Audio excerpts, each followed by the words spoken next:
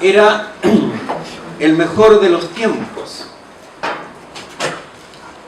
Algunas líneas más abajo, era el peor de los tiempos. Son dos frases que se encuentran en el inicio de Expreso Habana Amstelveen, una novela cuento, un cuentinovela realista de ciencia ficción, diría, o lo inverso, publicado por Joss el año 2013.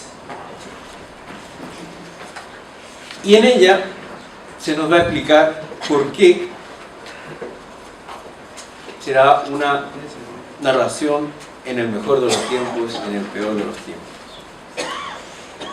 También se nos va a explicar, por ejemplo, que no se trata de una obra donde se trasplante un cerebro humano al cuerpo de un elefante, como en el clásico Hoity Toity de Alexander Belayev, sino una obra en la que los cubanos serán, sin explicaciones, trasplantados misteriosamente a distantes países lejanos, siempre a las 12:30 de la noche, como unas cenicientas tropicales siempre algo atrasadas. También de este texto cito un breve fragmento. En Cuba, Franz Kafka nunca habría pasado de ser un simple cronista de sucesos. Que un hombre se despertaba convertido en cucaracha. Normal. En La Habana, más de una cucaracha se despertaba siendo ministro o administrador o gerente. Ejemplo este, entonces, y otros como otros textos de Joss, de cómo la ciencia ficción cubana ofrece la posibilidad de reimaginar la literatura, abriendo otros espacios, dando origen a textos que dialogan también con la experiencia cotidiana,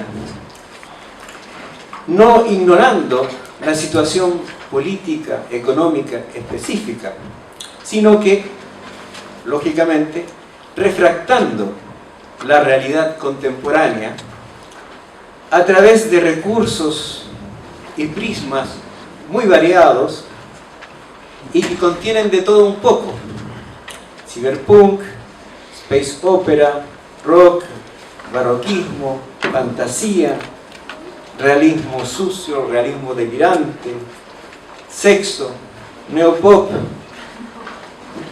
parodia, estructuras diversas como la policial, intertextualidad y crítica postmoderna, que no es lo mismo que postmoderna. Encantado entonces, yo, y encantado que ustedes puedan escuchar también a Joss, prolífico, popular, escritor cubano, que tiene más de 30 títulos a su haber y ha sido publicado tanto en Cuba como en otros países y también en Europa, que ha ganado muchos premios y que nos va a entregar ahora una conferencia cuyo título ustedes, me imagino, tienen atrás mío. Muchas gracias, Joss. Buenas tardes, muchas gracias a ustedes. Cuando los organizadores del coloquio me dijeron qué títulos, qué temas tú podrías dar para la conferencia, les mandé una serie de posibilidades y me dijeron esta, de lo cual se deduce algo que sospechaba desde el principio. Para la mayor parte de los países de Latinoamérica, pensar no ya en la influencia de la ciencia ficción soviética sobre su propia ciencia ficción, sino en la ciencia ficción soviética como una realidad es casi, no sé, como para Bolivia pensar en tener una escuadra marítima, designar almirantes y todo esto. Es en cierta medida ciencia ficción. Pero la tienen, ¿eh? Sí, en el lado típico. Yo he tratado con esta conferencia de hacer realidad ese viejo refrán chino que dice que de la existencia de un grano de arroz se puede deducir la existencia de toda la China, que lo dije le llamaban el Reino Medio, de todos los cientos de años de historia, porque en realidad hablar de la influencia de la ciencia ficción soviética en la cubana es una excusa para hacer una brevísima historia de la ciencia ficción cubana, que probablemente para muchos de ustedes sea tan alienígena. Creo que es lamentable, y una de las cosas a las que pienso que este evento está tratando de poner remedio, que un escritor de ciencia ficción o fantástico de Argentina sabe más de lo que se está haciendo en los Estados Unidos que lo que se está haciendo en Chile, que está al lado, bueno, solo cruzando la cordillera, pero al lado. E incluso en países mucho más comunicados entre ellos, como los del Pacto Andino, de Ecuador, Bolivia, Perú, los autores de ciencia ficción de un país no conocen prácticamente a los del otro. Entonces vamos a hablar un poquitico de la ciencia ficción cubana. Si alguien quiere saber el teléfono de la muchacha, se llama Tamara Vasilievna Pérez. Es lo que llamamos en Cuba una palavinca, o sea, una hija de ruso y cubana. Bueno. ¿Cuál? Bueno. Una de las cosas interesantes de analizar los fenómenos a posteriori es que uno puede muy claramente decir, la primera etapa empezó aquí, terminó allá.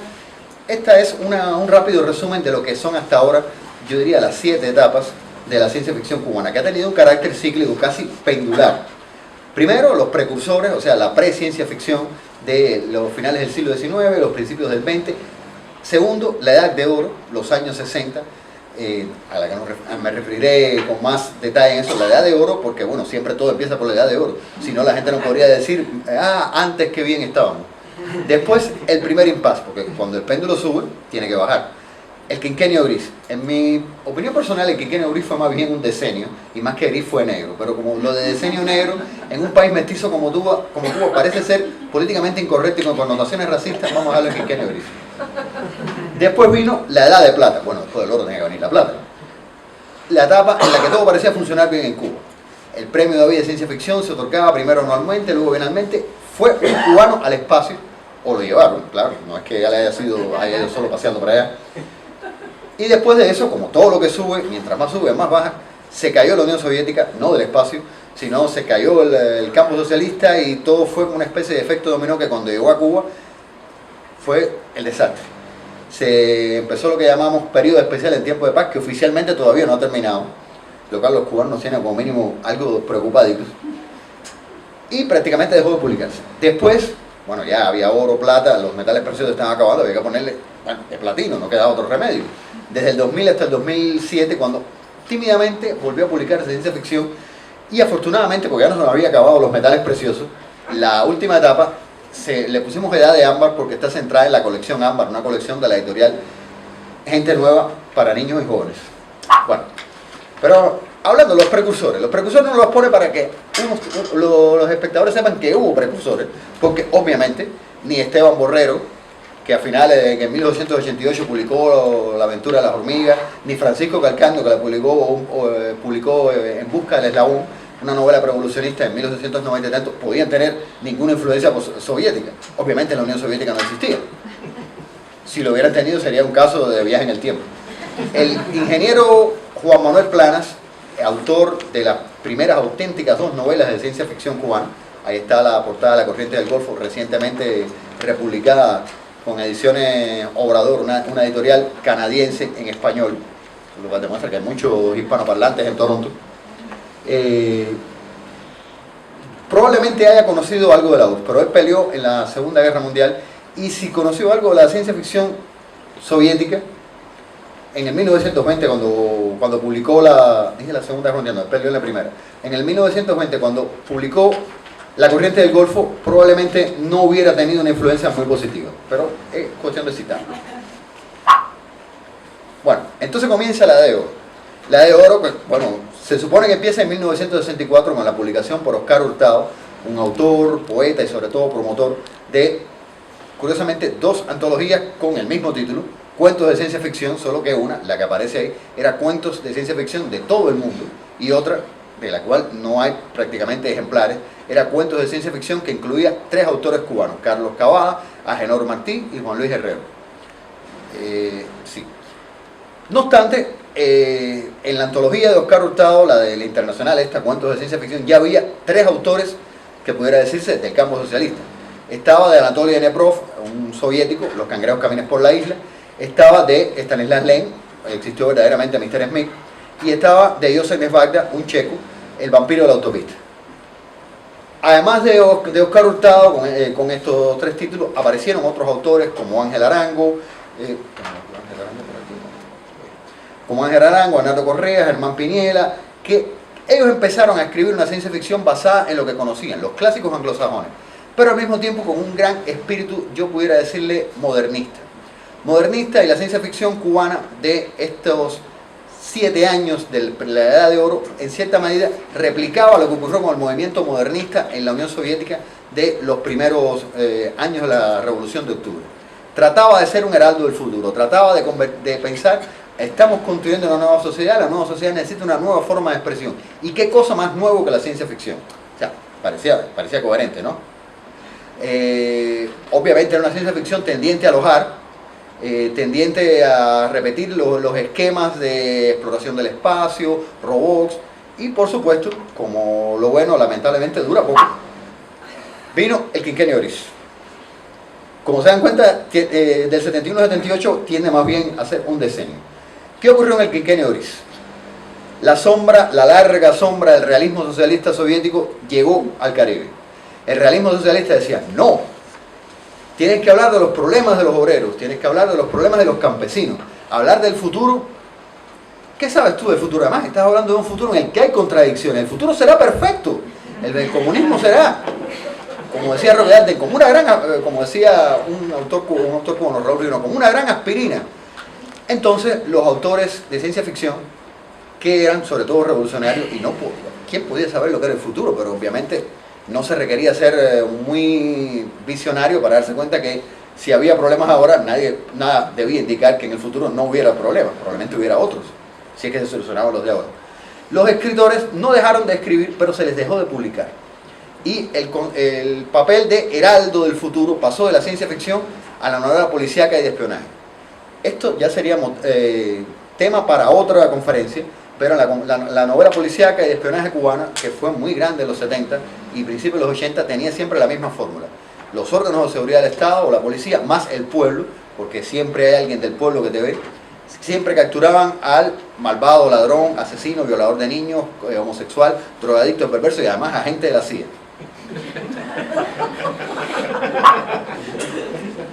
Bueno, pero para entrar un poco en algo que tenga relación con lo de los soviéticos, no todo fue malo en estos años 70. A pesar de que no se publicaba ciencia ficción cubana, de autores cubanos, se publicaron 2 o 3 autores clásicos como Paul y Cop, Los Mercaderes del Espacio, Estoy en Puerto Marcinguita, pero sobre todo sufrimos un verdadero bombardeo de novelas de ciencia ficción soviéticas. Novelas de ciencia ficción publicadas por las 3 editoriales, Mir, que quiere decir paz, Raduga, que es arcoíris, y Progreso, que suena igual lo mismo en ruso que en español. Los niños de la guerra, o sea, los huérfanos de la guerra civil española que habían sido refugiados, habían sido llevados a la Unión Soviética y habían crecido como perfectos bilingües, eran siempre los traductores de estas versiones, con las cuales los cubanos se encontraban con que los rusos decían gilipollas y eres un guarro. Y nos encontramos con expresiones tan raras como acalefos. Yo solo vine a saber no sé si en Chile se sabrá lo que es un acalefo. Bueno, yo solo vine a saber lo que era un acalefo cuando estudié biología. Es un pólipo, y uno dice, pero es tan clarito. Bueno, no es que un pólipo sea una cosa muy clarita. Se ve tan clarito una cosa así que tiene tentaculitos y es chiquitico y es sésil. ¿Qué es un pólipo? ¿Por qué le llaman acalefo? Bueno, es que era en español. Pero estos títulos llegaron probablemente con la intención de mostrar a esos medios salvajes del Caribe que andan desnudos y acaban de salir de ese peligroso capitalismo, cómo se escribe la verdadera ciencia ficción. Ven algunos de los títulos: la antología Café Molecular, la antología Viaje por 3 Mundos, la novela La Tripulación del Mekong. Vamos a hablar un poquitico después de ellos, rápidamente. Bueno, lo más importante es que al lector cubano y a los escritores cubanos que hasta ese momento conocían a los que conocían, a Simon, a Bradbury, a Heinlein, a Clark, de pronto se le empezaron a hacer familiares nombres que prácticamente eran totalmente desconocidos fuera de la URSS para el resto de los lectores. Los hermanos Strugatsky. Esta tarde estuve en una conferencia que hablaba de qué difícil es ser Dios y la mencionaba con Hard to be a God. En Cuba la conocimos como Qué difícil es ser Dios. de los hermanos Strugatsky, Boris y Arkady Strugatsky, uno orientalista y traductor de japonés, el otro astrónomo, o sea, un dúo perfecto. Parece que en el socialismo era esto de escribir, era una cosa muy de colectivo, porque además de los hermanos Strugatsky estaban también los Abramos, que no eran hermanos, sino padre e hijo. Uno era jurista y el otro era geólogo. Ahí sí, no sé cómo podrían salir. Y estaban Boykunsky y Lucodiano, que nunca se ha sabido qué cosa era ninguno de los dos, porque no había ninguna nota biográfica de ellos. Pero además de esto se publicaron novelas, de las novelas de Iván Efremov, se publicó La nebulosa de Andrómeda, que durante mucho tiempo, yo leí La nebulosa de Andrómeda cuando tenía 8 años en la biblioteca de mi escuela primaria, y era como, mira, ese es el futuro, el comunismo va a ser así. Yo decía, no está mal, aunque los tipos eran un poquitico aburridos, y se tomaban demasiado en serio. Pero lo importante es que trataban de enseñarle al lector, y de paso al escritor cubano, si alguna vez volví a ver escritores cubanos de ciencia ficción, cómo debía ser la ciencia ficción, al estilo correcto. Como si no bastara con esto, con toda la avalancha de libros llenos de guarros, acalefos y gilipollas, en Cuba se empezaron a publicar también novelas de autores soviéticos, pero publicadas por las editoriales cubanas, ya con unas traducciones un poquitico más neutras. Aparecieron novelas, sobre todo en la colección Suspenso, que era la colección de la editorial Gente Nueva, gracias a Juan Carlos Leroy, que era un fanático de la ciencia ficción. Publicaba estas colecciones que ven ustedes con esas portadas que son muy de efecto Oak Art de los 70, pero que eran muy populares. Era increíblemente ahorrativo para hacer una de estas portadas. Y aparecía otra colección Radar y otra colección Dragón. Empezaron a aparecer más autores: Víctor Kolypaev, Vladimir Sachenko, Olga Larionova, Albert Valentino, Sever Gansovsky, Lia Barsatsky. Después de más de 30 años, todavía los recuerdo porque yo buscaba, cada vez que aparecían estos libros, y mi padre me los compraba todos, porque decía, ahí tienes lo que te gusta a ti. Yo buscaba, mira, este es de Víctor Kolypaev, el que publicó La casa más grande, debe estar bueno. De vez en cuando aparecía un autor que nunca jamás se repetía y no lo recordaba. Pero la cuestión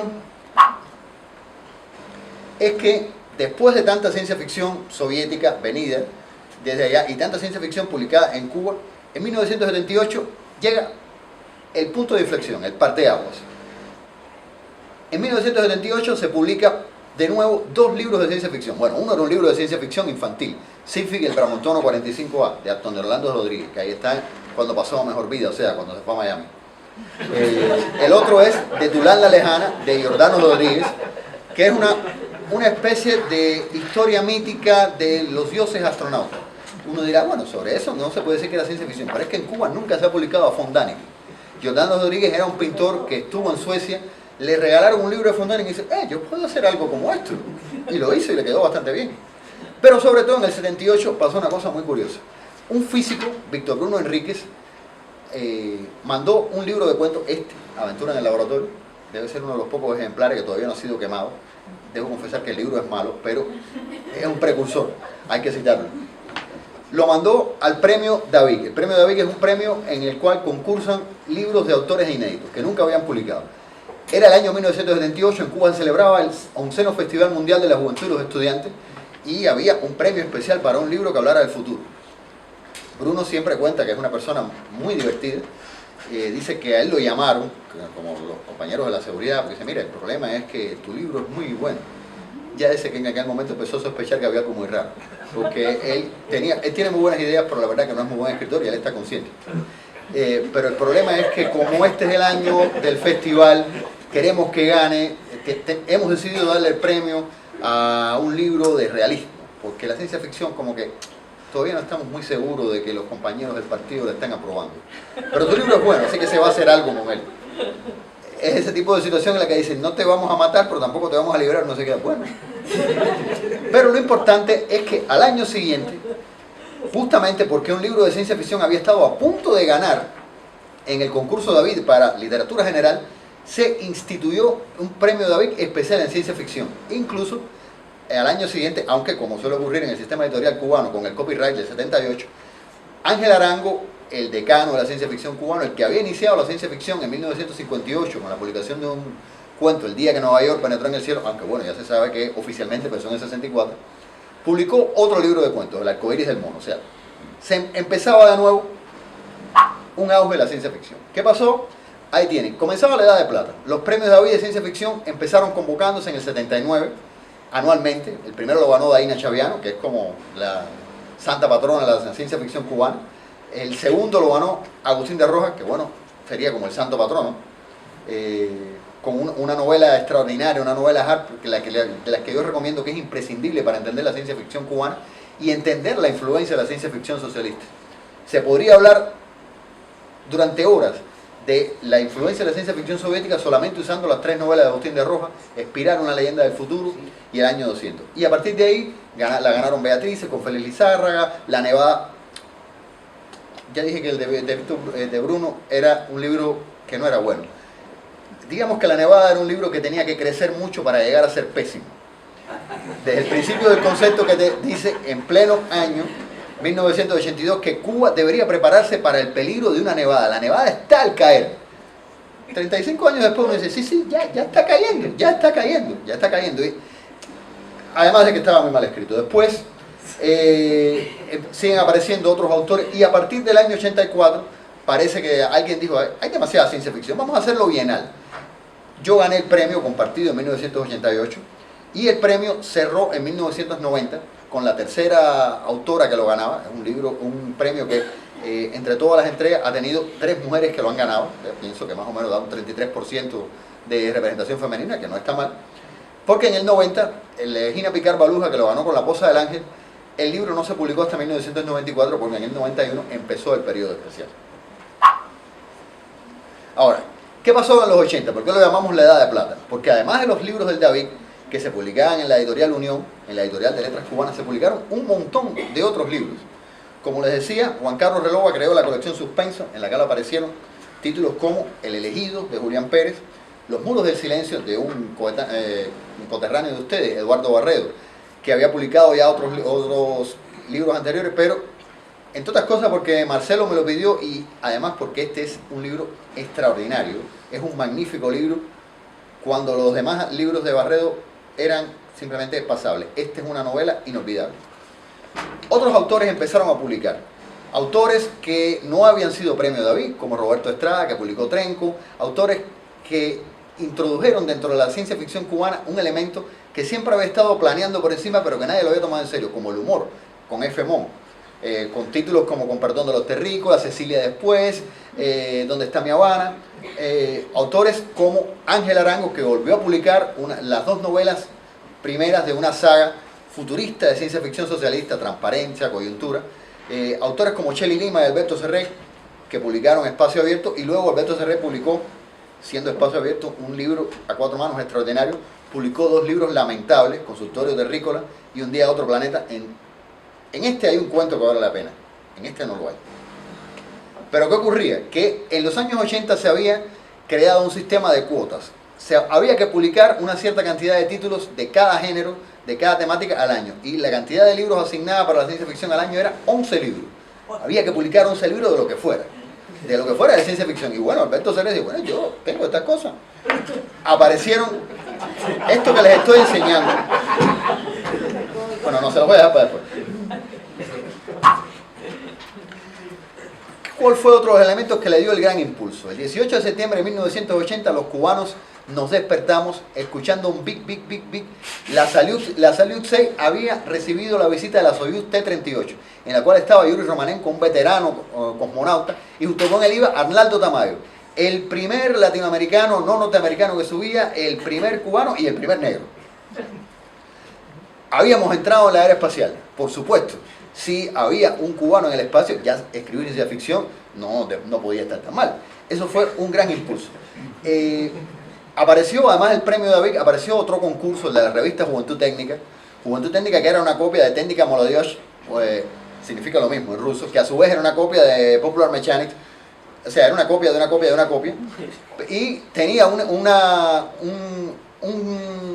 sección a partir de 1983, que era el cuento de Juventud Técnica, de ciencia ficción. Y en el 85 empezaron a hacer un concurso de cuentos. El concurso de cuentos pagaba 500 pesos, que en aquel momento era más o menos como la herencia de Creso, los 500 millones de la Begún de la historia de Julio Verne. Yo lo gané en el 87 y me di al gran lujo de pararme en la entrada de Copelia, la heladería de La Habana, ir invitando a todos los amigos míos que pasaban por ahí, y aquella noche me gasté como 60 pesos, pero creo que acabamos con la heladería de Copelia. Bueno, citándome, como me presentaba Fernando, y citando a Dickens en Historia de dos ciudades, que es el original, era el mejor de los tiempos. Se reeditaron clásicos de los 60 como El viaje de Miguel Collazo, una novela bastante esotérica, bastante mística, extraordinaria, y que por supuesto había llamado mucho la atención y despertado la suspicacia de los comisarios políticos. Daina Chaviano publicó, después de su primer premio David, Los mundos que amo, publicó otros dos libros, Amoroso planeta, Historias de hadas para adultos, luego publicó El abrevadero de los dinosaurios, Fábulas de una bola extraterrestre. Agustín de Rojas publicó, después de Espiral, su premio David del 80, publicó Una leyenda del futuro, volvió a publicar El año 200, influencias extraordinarias de la ciencia ficción socialista, pero si hubo algún autor que se preocupó por ver qué pasaría si se alcanzara realmente el comunismo, ¿sería como la nebulosa de Andrómeda o sería una catástrofe para el ser humano en lo individual? Fue él. Pero además se publicaron libros horrendos. Yo le traje a Marcelo, que es mi amigo, con una advertencia, esto debía tener un título que diga Precaución. Esta es probablemente la peor novela de ciencia ficción de todos los tiempos. O sea, debo confesar que mi padre me la compró por un error. Vio Expedición Unión Tierra, ciencia ficción, y el nombre del autor, Richard Clayton Leonard. ¿Qué pensarían ustedes? Norteamericano, inglés, o sea, uno de los tipos serios. Richard Clayton Leonard era un periodista del Noticiero Nacional de Televisión especializado en reportes de zafra, o sea, la cosecha de la caña, que engañó a todo el mundo porque era descendiente de jamaiquinos. Bueno, aquí está la foto, si se ve. La foto no le hace honor, o sea, es más negro que los antiguos teléfonos de Bonita. Esta novela es la expresión viscosa de todos los defectos habidos y por haber en la literatura. Y en la literatura de ciencia ficción. Para empezar, es una novela escrita por un cubano hablando de un futuro en que Moscú es la capital del mundo. El protagonista es un ruso que se llama Fyodor. La única personaje cubana que hay es Nieves, que es una negra cocinera y gorda. O sea, es la clásica, el clásico intento, vamos a congraciarnos con el Tovaris allá lejano. Pero ahora, siguieron publicándose libros de ciencia ficción soviética. Si en los 70 había empezado a publicarse mucha ciencia ficción soviética, en los 80 se publicó todavía más, e incluso fuimos más lejos. Después de todo, la Unión Soviética no era el único país que formaba parte del CAME. Se publicaron dos antologías, El Señor del Mundo Negro, de ciencia ficción búlgara. Supongo que le sonará muy raro, así como un ninja polaco o un campeón de esquí de Túnez. Se publicó Alarma en la Celda Secreta 87, de autores de ciencia ficción de la RDA. La RDA es una sigla que a ustedes no les dirá mucho, de la otra Alemania, no la occidental. Para nosotros la occidental era la mala, la otra, la buena. Bueno, todo es una cuestión de cristal con que se mide. Se volvieron a publicar La Guerra de las Salamandras, una novela extraordinaria del checo Karel Čapek. Se publicó La Muerte de Tarzán, los relatos de Joseph Nesvald, aquel que había sido incluido con El vampiro de la autopista por Oscar Hurtado en el 1964 en Cuentos de Ciencia Ficción. Se publicó de Stanislas Lem, la primera y única novela de Stanislas Lem publicada en Cuba, esa que ven aquí, El Invencible. Si alguien tiene muy buena memoria visual se dará cuenta que la nave que aparece ahí es el submarino Proteo de Viaje Fantástico de Richard Fleischer en 1966, aquella donde reducen el submarino y se lo inyectan. Bueno, como Cuba no pagaba copyright y sigue siendo un país pirata, se ahorraba mucho dinero con las portadas. Además, en las antologías, una serie de 4 antologías que publicó Juan Carlos Relova en suspenso, 4 antologías extraordinarias: El viaje más largo, Enfriamiento rápido, Los saltos será medianoche, que eran antologías de ciencia ficción. El viaje más largo, sobre viajes, Enfriamiento rápido, que era de ciencia ficción hard, Misterio y Galaxia, que tenía una parte de policíaco, una parte de ciencia ficción, y al final tenía una serie de cuentos que eran policíacos de ciencia ficción, y fue tanto éxito que se publicó El asalto será a medianoche, que era una antología solo de cuentos policíacos de ciencia ficción, cada una incluida junto a los clásicos. Obviamente, si se habla de policíaco de ciencia ficción, hay que hablar de Asimov. Siempre había un cuento soviético, siempre, aunque fuera uno. En Misterio de Galaxia incluso había un cuento de ciencia ficción policíaca cubano, de Julián Pérez, que aparece aquí en El Elegido. Se llamaba Todo el poder del mundo. Pero bueno, esto no paraba aquí. La invasión continuó, porque además de esto llegaron nuevas antologías ya con tapas duras, o sea, antologías serias con las que uno podía partirle la cabeza a su vecino si lo golpeaba, porque eran libros rusos que el cartoné era más o menos así de grueso. Y además la revista Literatura Soviética empezó a publicar en el año 82 un número dedicado a la ciencia ficción, que en teoría debía ser de frecuencia bienal, y era el único número de la revista Literatura Soviética que los cubanos llegaban a los estanquillos de periódicos y decían, ya llegó la literatura soviética, la de Cosmo y los viajes en el tiempo y los marcianitos. No, todavía no han avisado, yo te aviso. El día que llegaba esa revista, a la semana se vendía. Era la única revista de literatura soviética que se vendía. Las demás eran muy bonitas para forrar libros, 3 generaciones de niños forrando las libretas con la revista de literatura soviética. Pero ahora, vamos a ver. Estoy hablando de la ciencia ficción socialista, la ciencia ficción soviética. ¿Qué características tenía en concreto esa ciencia ficción? Lo primero era, el futuro pertenece por dentro del comunismo. Eso está claro, no se discute. El capitalismo le queda 9, 8, 7, 6 y está degenerando, se va a acabar, está claro, va a perder, o sea, está predeterminado. La segunda, nada de guerra de las galaxias. Si los seres humanos llegan al cosmos, lo harán pacíficamente, serán todos hermanos. Si se encuentran a otras razas extraterrestres, serán pacíficos, porque si no, no hubieran podido llegar al cosmos. Y para poder llegar al cosmos siendo pacíficos, tienen que ser comunistas. Entonces, ¿para qué vamos a discutir? Si hay encuentro entre dos civilizaciones, qué obsesión, qué paranoia, qué suspicacia. ¿Por qué caernos a cohetazos y rayos láser? Todos podemos ser amigos, inmediatamente nos entenderemos. Y si sacamos de aquí una hoja y un martillo, ellos sacarán algo parecido y sabremos que es lo mismo. La violencia solo en defensa propia, pero con muchos escrúpulos morales. Si uno se encontraba con una raza extraterrestre que no los entendía, o sea, lo que en la clasificación de Orson Scott sería Parelse, una raza con la que es imposible comunicarse, no quedaría más remedio que exterminarlos, pero sintiendo un profundo pesar. Más allá de eso, los extraterrestres serían solo humanoides. Solo el cuerpo y la forma humana eran capaces de permitir el manipular y crear objetos. El cuerpo humano era la expresión suma de la evolución y por lo tanto nada de pulpos pensantes ni bichitos extraños. Hay un par de secciones muy excepcionales, por ejemplo los androides combinados del Invencible de Daniel Helen, pero en realidad se sabía que los polacos eran muy heterodoxos. Solaris, pero bueno, Solaris es, imagínense, Solaris es también de Daniel Helen, que se le puede hacer. Y un cuento de un autor ruso que mencioné ya, Vladimir Savchenko, que se llama Prueba de raciocinio, en el cual una nave, por supuesto, no dice que es soviética, pero todos los tripulantes se llaman Víctor, Igor, Vasily. Nadie ha dicho que sean soviéticos. Llega a un planeta donde los habitantes son capaces de cambiar de forma, no tienen una civilización de manipulación de objetos, sino que manipulan su propio cuerpo. Y por supuesto, capturan 4 animalitos que piensan ellos, son la fauna local. Y los animalitos, cuando los tienen dentro de las jaulas y despiertan después del gas somnífero que les han dado, empiezan a cambiar de forma y cortan y es el caos. Pero tú dices, esto es algo así como una versión socialista de Alien. No, ellos descubren que lo que pasa es que los animalitos tienen miedo y que en realidad quizás sean racionales. Entonces devuelven la nave al planeta y abren las puertas y los seres racionales se van y algún día lograremos comunicarnos con ellos. Eso es lo más cerca que se atrevieron a llegar de extraterrestres no humanoides. Después de esto, muy importante, las ucronías están prohibidas. Es impensable un universo alternativo o como sea, donde la revolución socialista de octubre no haya ocurrido.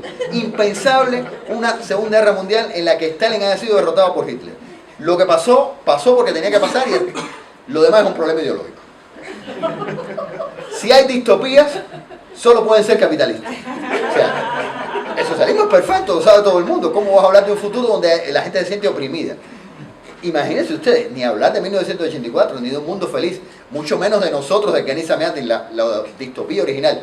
Ni siquiera La Hora del Toro de Iván Efremos, que habla de un socialismo de tipo maoísta en otro planeta, y que se podía interpretar como una crítica a China, pero no, ni siquiera esto. Muy importante, buena parte de la ciencia ficción debía estar centrada en lo que se llamaban mejores tractores.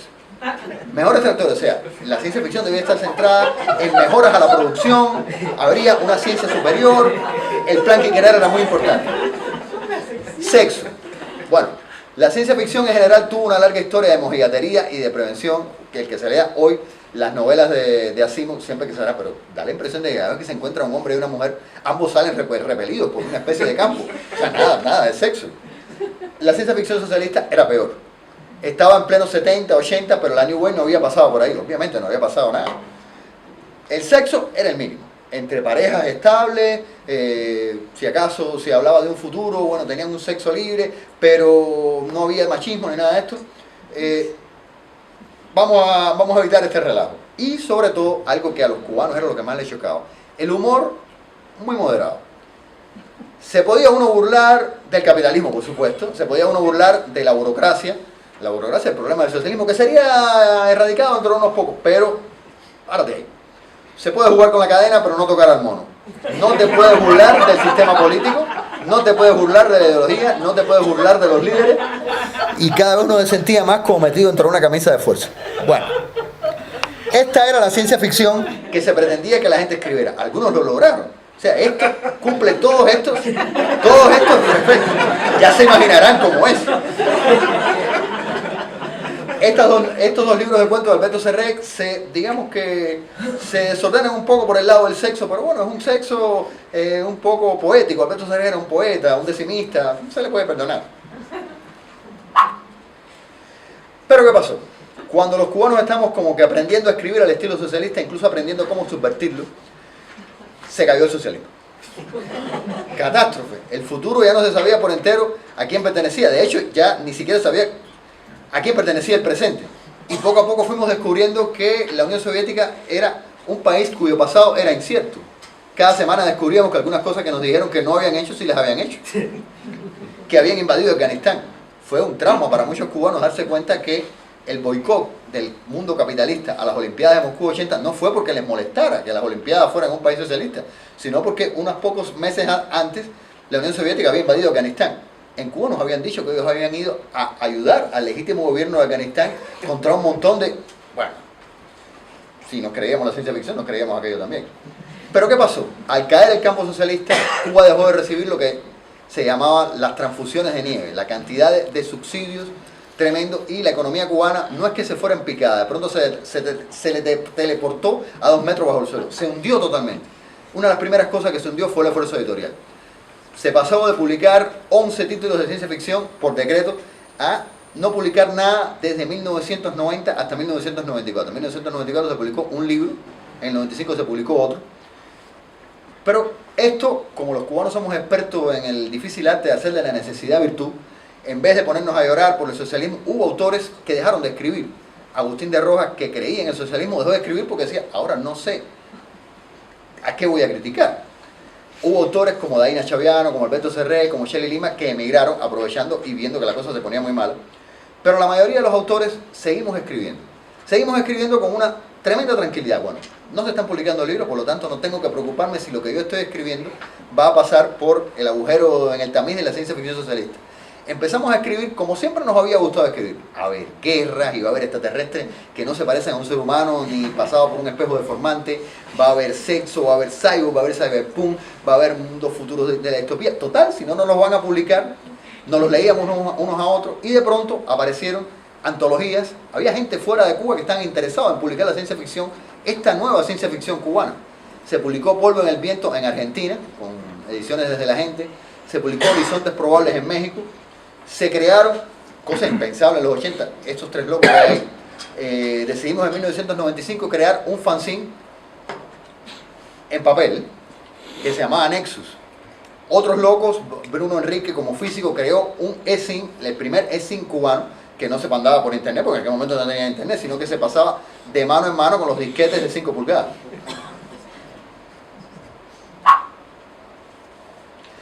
Y así más o menos sobrevivimos hasta que llegó la primera década del siglo XXI. En el 2000 que empieza la edad de platino. ¿Qué es lo que determina el principio de la edad de platino? Que en el 98, cuando estábamos saliendo de la ciencia del peor momento, se convoca un premio de literatura, un premio de narrativa de cierto prestigio que hay en la ciudad de La Habana, pero que es nacional. El premio Luis Rogelio Noguera se convoca por primera vez en los tres géneros malditos: ciencia ficción, fantasía y policial. El premio lo gané yo. El libro se publicó a una velocidad increíble en el 2000, solo 2 años después que gané el premio. Y los que fueron mención en el premio también empezaron a publicar la colección Extramuros, que es el sello editorial de la ciudad de La Habana, no nacional, o sea, se supone que solo distribuye en La Habana. Empezó a publicar. De pronto, tímidamente, algunos de los autores empezamos a publicar aquello que pensamos que nunca podíamos publicar. O sea, hablamos de futuros donde había imperios galácticos. Y mirábamos por la ventana, a ver, ¿me dejarán publicar esto? Bueno, yo lo voy a entregar. Si cuando firme el cheque no me vienen a buscar, debe ser que está permitido. Hablamos de sexo. Bueno, este hombre, este joven delgado de aspecto asiático, Michel Encinosa, creó una distopía cyberpunk, Ophidia, extraordinaria. Vladimir Hernández habló de una distopía en la cual La Habana había dejado de ser La Habana, se llamaba CH, la sigla de Ciudad Habana, y Cuba, el único sentido que tenía en el mundo era que era un apoyo para la gran autopista transcaribeña que iba desde Miami hasta Maracaibo, pasando por encima del Caribe, para no pasar por Centroamérica y no pasar calor. De pronto se empezó a publicar lo que antes no se podía publicar, ya dejando a un lado la influencia, el corsé de la ciencia ficción al estilo soviético. Se fundaron talleres y revistas. En el 2000, Vladimir Hernández y yo fundamos el Taller Espiral, en honor al premio David de Agustín de Rojas. En el 2004, el Grupo Espiral convoca el evento Ansible, en honor a Úrsula Leán, y se llena de gente. Fue tanto el éxito que se convocó otro en el 2005, en el 2006, en el 2007 se celebró el Arco de Corac, donde en el Espiral éramos en el Taller Espiral éramos unos 20, 25, en los encuentros de Ansible éramos 30, 35, ya en el Arco de Corac hubo que usar un cine, porque no cabía la gente en ninguna... Se usó el cine Los Ángeles, bastante lejos del centro de la ciudad, y aquello se llenaba, había colas afuera. Y nosotros nos preguntamos, ¿a quién les estará pagando? Porque era la nueva generación que no había crecido con los muñequitos rusos, que quería escuchar cosas de ciencia ficción, que quería ver ciencia ficción, los que habían crecido con Harry Potter y estaban ansiosos de ver otra ciencia ficción. Y se enteraban que en su país se estaba haciendo ciencia ficción. Y iban desesperados. Allá aparece un eSIM, disparo en red, que, bueno, seguíamos en el primitivismo. No circulaba por la red, se enviaba uno a uno por correo electrónico a todos los que estaban interesados en recibirlo. Algunos autores nos empiezan a invitar a eventos internacionales, los publican en el extranjero, viajamos al extranjero hablando de la ciencia ficción cubana, o sea, como el sueño. Y esto que parecía que era como el paraíso, todavía se ponía mejor. En el 2007, esta señora que está aquí abajo con el sombrero, Gretel Ávila, que era una niña en los días en que Juan Carlos Relova creó Suspenso, ya es una editora de cierto renombre y decide que ella va a crear una colección heredera de Suspenso. Y crea Ámbar. Les voy a leer el... Bueno, ¿para qué se los voy a leer si lo escribí yo? Yo me acuerdo de memoria. El eslogan de Ámbar dice: cautiva en la transparencia de la palabra, la imaginación se vuelve joya de eternidad.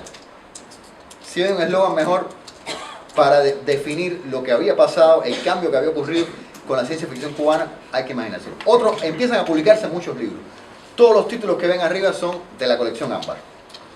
Bueno, y de abajo también. En el 2009, en el 50 aniversario de la Revolución, pasa algo todavía más increíble.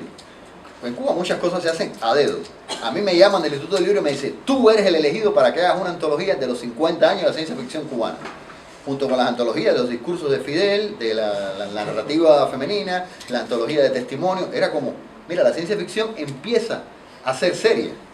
Y ahí es la foto de la presentación en el 2009 de Crónicas del Mañana, que es como titulé la antología. Había 4 generaciones de autores, los que habían empezado a publicar a finales de los 60 y habían dejado de publicar, los que estaban empezando a publicar. 4 generaciones de autores estaban en esa presentación. ¿Qué pasa actualmente?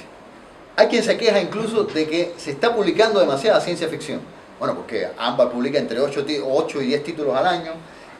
Hay autores que publicamos, yo he tenido años de publicar 5 libros al año, a pesar de que existen una normativa. Estamos todavía en el socialismo y las normativas son como las públicas, por más que uno se cambie de ropa, siguen estando ahí. ¿Qué impide, en teoría, que uno publique más de un libro por la misma editorial en el mismo año? Bueno, uno se excusa, se evade, y entonces a veces hace cosas como esta. Yo publico un libro en la colección Ámbar y después publico esto, que es un libro de ballet. Es un libro de ballet que habla de Misión Cora, que es el primer ballet de ciencia ficción cubano, que lógicamente se estrenó en 1980 cuando el vuelo espacial cubano. No es un libro de ciencia ficción, es otra cosa distinta, que es en la misma editorial, pero en 2 colecciones distintas. Algunos autores, lo mismo había pasado a principios de los 90, se van a vivir a otros países, pero a diferencia de lo que había pasado en los 90, no pierden el contacto. Aunque hay escasa conectividad, casi todos los cubanos tenemos acceso al email y tenemos todavía contacto con Juan Pablo Noroña, con Anabel Enríquez, con Leonardo Gala. Muchos cubanos empezamos a publicar regularmente en otros países. Hay algunos títulos aparecidos en otros países, antologías, cuentos, novelas. Entonces, como todo círculo no está completo hasta que no se cierra, resulta que cuando ya de la Unión Soviética no quedaba ni el recuerdo, las influencias regresan. Y en la Cuba actual hay dos autores rusos, ya no soviéticos, que son increíblemente populares. Uno es este muchachito de aquí abajo, Dmitry Lukovsky, que publicó una novela en internet, Metro 2033, que se convirtió en un fenómeno viral, en un bestseller, se convirtió en un juego extraordinario. Yo incluso escribí la convirtió en una franquicia en la cual hay Metro 2033, los dos originales, Metro 2033 y el Metro 2034, eran en Moscú. Ahora en Metro 2033, en Minsk y en Madrid, yo escribí Metro 2033 La Habana, me pagó, pero en el contrato, como prácticamente yo era un escritor negro, estaba instituido que solo se publicaría en ruso. Bueno, es sobre Cuba, pero los cubanos van a tener que aprender a leer ruso para leerla. Además, ha estado 2 veces en La Habana Sergei Lukianenko, que es como el grande, el peso pesado, que no me escuche, bueno, él no habla español, de la ciencia ficción rusa. Es un señor realmente sólido, grande, con una puerta. Sí, es un verdadero peso pesado. Él es, para los que digan, ¿quién es el Lukianenko? Él es el autor de la famosa saga de los Guardianes. Quizás recuerdan Guardianes del Día y Guardianes de la Noche, las películas del 2003 y 2004, extraordinarias, que devolvieron a la ciencia ficción soviética el concepto de bestseller cinematográfico. Y de él en Cuba se han publicado 2 novelas. Bueno, los trucos del Instituto del Libro es que como Borrador era una novela muy larga, se decidió dividirla en 2 tomos. Uno se llamaba Borrador y el otro Copia en Limpio. Alguien llegó al derrame cerebral con esa idea. Fue un éxito. 2 años más tarde se publicó Espectro. Yo fui el presentador de Espectro. Mi muy escaso ruso se vio sometido a una dura prueba. Solo me tranquilizó que Lukianenko me decía que él hablaba menos español que yo ruso. Bueno. Y para terminar quiero brevemente hacer una referencia a 2 autores actuales, a los dos Eric y un Jesús, que escribiendo ahora en plena época postsoviética todavía muestran lo importante que fue la influencia soviética en la ciencia ficción cubana. El primero es la novela Entre clones anda el juego, que es un ejemplo de nostalgia. Si alguno sabe, nostalgia del este, de la nostalgia irónica de la hegemonía tecnológica soviética. Se los leo. Estos son fragmentos. Tony tiene un implante ruso clase Omicron en la pierna izquierda. La Omicron rusa. Esa sí fue una serie con calidad. No existe en el mundo entero un implante mejor, sin importar que sea bolo, que es la palabra que usamos en Cuba para los rusos, viene de bolchevique. Y también tiene que ver con la forma de su manufactura. Combina la dureza de los Landes, los avances de la clase C, con los que vinieron después, Made en cualquier otro lugar, no son más que actualizaciones cada vez más perecederas, hechas de Flexiplast y hasta acrilés en lugar de usar mercurio semisólido como en las series anteriores. Según la propaganda, las series posteriores mantienen los mismos resultados que el Omicron ruso en las pruebas de campo.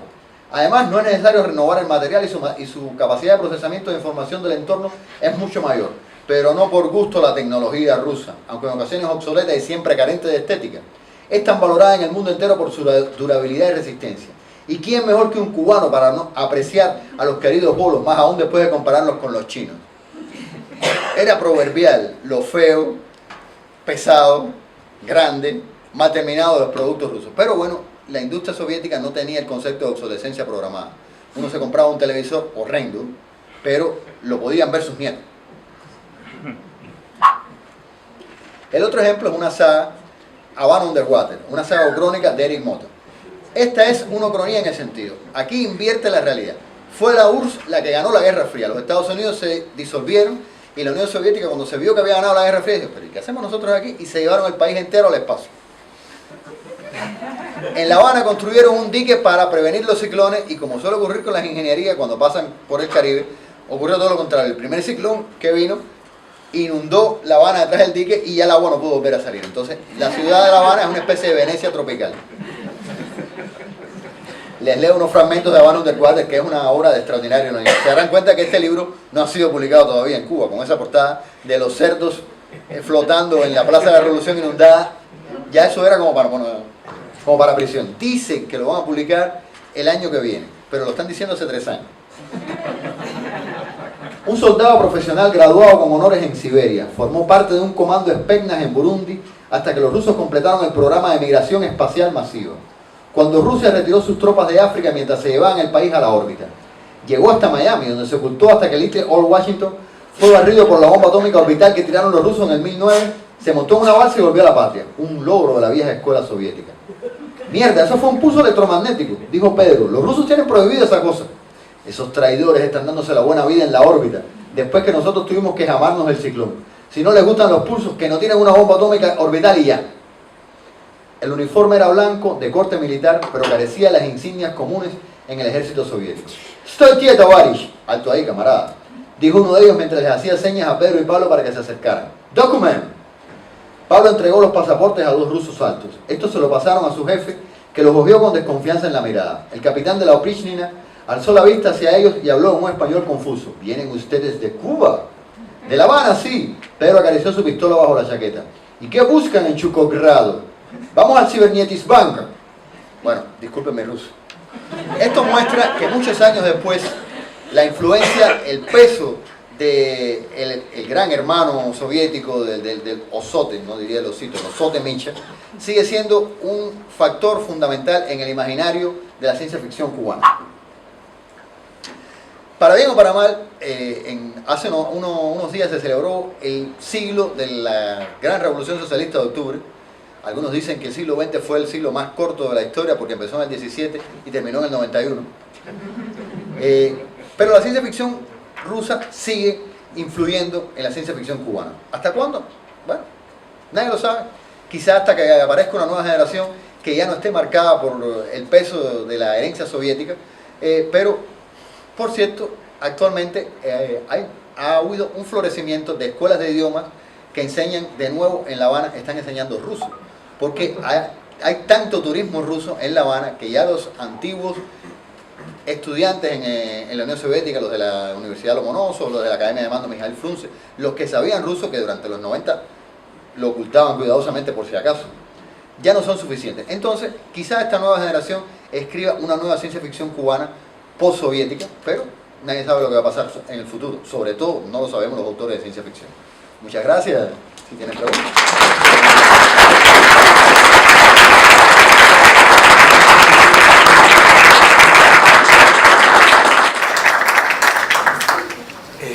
Muchísimas gracias, Jos.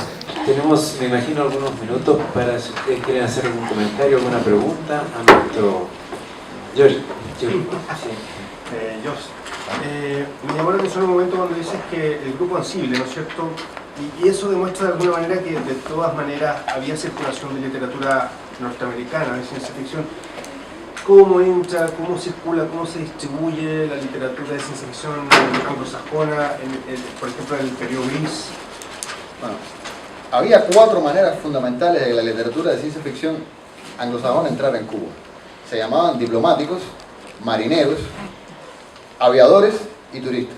O sea, diplomáticos que estaban fuera, compraban un libro, lo traían, marineros que lo traían. O sea, en Cuba no se vendía. Y lo que ocurría es que cuando, por ejemplo, cuando algún amigo me traía un libro, ese libro era una especie de boomerang, daba vuelta. Todavía buena parte de mi biblioteca está en casa de otros amigos, a los que se los he prestado, y me dicen, mira, ¿sabes que hace 6 años me prestaste Ender el Genocida de Orson Welles Scott? ¿Quieres que te lo devuelva? Y yo que ya lo tengo todo en digital y tengo 5.000 libros en mi... No, claro, tranquilo, puede estar ahí, yo sé que está ahí, no hay problema. De algún modo eso generaba un extraordinario grado de unión en el fandom de la ciencia ficción. O sea, si eras un tipo huraño, si eras un nerd de esto que no salía nunca de la casa, no podías ser un lector de ciencia ficción porque ¿cuántos libros podías tener tú? La única colección que hay en Cuba de ciencia ficción más grande que la mía es la de Silvio Rodríguez, que es un fan. Pero Silvio Rodríguez no se lo prestaba a nadie. A mí me lo estuvo prestando durante 2 meses y después, un día, mi madre dejó caer una botica de café en la punta izquierda de, jamás se me olvidará, En vuestros cuerpos dispersos de Philip Joseph Arnold. yo pensé, bueno, esto no se va a notar, uno lo tapa. Se lo llevé y Silvio fue así como el perro que va directo al criminal ¿qué es esto? Ya yo sabía ya que no me lo iba a prestar más. Efectivamente, ahí terminó mi relación con Silvio. Obviamente un libro en aquel momento era una cosa preciosa. Nosotros nos leímos La mano izquierda de la oscuridad cerca de 40 millones de veces en un ejemplar de la edición de Minotauro que ya no se veía ni la mano. O sea, lo habíamos forrado con papel periódico, había partes enteras que las letras se habían difuminado y había alguien que había tenido el trabajo de copista medieval de reescribirlas con un centropen. Un par de páginas reescritas a centropen porque bueno, se habían caído. Con eso te da una idea de que a pesar de todo nosotros seguíamos tratando de mirar más allá. Y bueno, cuando se abrió el mundo digital, para los cubanos fue una maravilla. A pesar de que a uno le costara trabajo, por ejemplo, leerse Hyperion sentado frente a la pantalla de la computadora, y uno cuando terminaba Hyperion, uno terminaba o con una bursitis y una escoliosis o con una hemorroide de tantas horas largas. Pero no lo leíamos y había gente que se organizaba y se ponían, mira, yo me voy a leer los capítulos pares y tú los impares, y después nos los contamos. Había que leérselo. Bien, otra pregunta. Por favor. ¿Está trabajando en Cuba el tema de la Ucrania y la distopia? Por ejemplo, pensando qué habría pasado si España continúa en Cuba o cuestionando los procesos históricos cubanos desde el punto de vista de la ficción. Bueno, este es un tema muy interesante. Fíjate, si la influencia soviética era tan larga que no fue hasta el año 2015 que se publicó en Cuba la primera auténtica ucronía, en el sentido de que antes se escribían cuentos pero no se publicaban, por si acaso. En el 2015 Víctor Hugo Pérez Cayo publicó una novela que se llama Los endemoniados y Aguarama, que justamente habla de lo que hubiera pasado si un prócer de la independencia cubana, Ignacio Abramonte, el centauro de Camagüey, un gran jefe de caballería, no hubiera muerto y Cuba hubiera vencido a España en la Primera Guerra, hubiera logrado la independencia en 1874. Con lo cual Cuba resulta que se erige en una potencia hemisférica porque los Estados Unidos quedó desangrado a la guerra de secesión y todo cambia de una manera tremenda, pero al final uno se da cuenta, como ocurre en muchas ucronías, que las mismas personalidades van apareciendo en distintos puntos. Por ejemplo, Fidel Castro en esta novela es mencionado un par de veces como un pitcher, un lanzador de béisbol. Mucha gente sabe que en 1952 hubo un estado, un explorador de los Medias Rojas que fue a Cuba y analizó la posibilidad de contratar a Fidel como pitcher, pero escribió una valoración negativa y dice, es muy bueno, tiene estatura, peso, condiciones, pero tiene un problema, es incapaz de seguir cualquier indicación que no sea lo que tiene ganas de hacer él. Bueno. Sí. Tú eres amigo de todos ellos, pero por ejemplo para los lectores, el mismo fandom, todos los cubanos que están afuera, de Daina, Chaviano, a los que siguen, hasta los más jóvenes, son leídos por el resto de la gente, se conocen los libros de ellos, los que ellos publican en España, en otros lados. Algunos se conocen, en algunas ocasiones lo que hacemos es que, por ejemplo, Vladimir Hernández publica en España una antología, Sueños de Interfaz. Entonces eso se envía a Cuba y se publica como Hipernova, el mismo libro con otro título para no haber problemas de copyright. Algunos autores publican fuera novelas que no se publican en Cuba. Por ejemplo, pienso en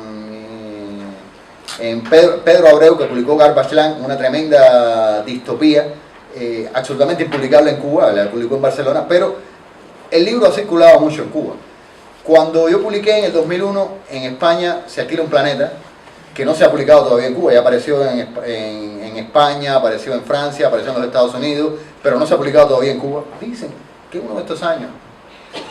Pero los 10 ejemplares que me llevo a mí, la editorial, yo los fui repartiendo entre amigos y todavía de vez en cuando me encuentro con algunos. Yo los numeré y te digo, el que me parece que me persigue siempre es el número 6. O sea, me lo he encontrado como en 3 provincias distintas. ¿Qué ocurre? Que ahora, gracias al contacto digital, uno puede estar muy al tanto de lo que están haciendo los demás. En la próxima Feria del Libro, en el 2018, aparecerá Los Mundos que Amo, una ampliación de la noveleta de Daina. Después de muchos años, Daina, viviendo fuera de Cuba, va a volver a publicar en Cuba. hay alguien que está haciendo, Ángel Hernández, un historietista, está convirtiendo Fábulas de una abuela extraterrestre en una historieta. Es un trabajo, bueno, como tallar la Gran Pirámide con un cepillo de dientes. Pero de alguna manera, esta posición de que los cubanos son cubanos estén donde estén, cada vez se está haciendo más popular. A veces he publicado libros fuera, que por ejemplo, yo publiqué una novela con Atom Press, la misma editorial que publicó los cuentos y la novela de Van Underwater de Eric Motta. Bueno, porque la novela, la editorial la tiene un primo lejano de él. Uno de esos casos en que se dice que los cubanos no tienen árboles sino matorrales genealógicos. El primo como del cuarto hermano de la tía, bueno, pero es un pariente. Esta novela que yo publiqué, Tropas Auxiliares, apareció solamente en los Estados Unidos, se puede comprar por Amazon, pero a cada rato aparece en Cuba alguien que me llama y dice, mire, yo tengo una novela que mi papá me compró porque yo le dije comprar, y en Cuba se ha dado la vuelta entera al mundo. Yo la escribí en Cuba, la publiqué en los Estados Unidos en español. De algún modo la conectividad es mucho mayor de lo que nunca ha sido. No te puedo decir que el bloqueo se ha roto completamente, porque todavía no hay una librería en La Habana en la que uno pueda comprar lo último que salió en Ediciones B, lo último que salió en la Factoría de Ideas, pero ya los libros llegan mucho más a menudo. Bien, muchísimas gracias, Jos. Podemos continuar, claro, durante el día de mañana o más tarde la conversación con nuestro invitado, y les agradecemos nuevamente su presencia y los esperamos mañana a partir de las 9, si pueden, y sin duda, aunque, bueno, mañana los esperamos a las 9.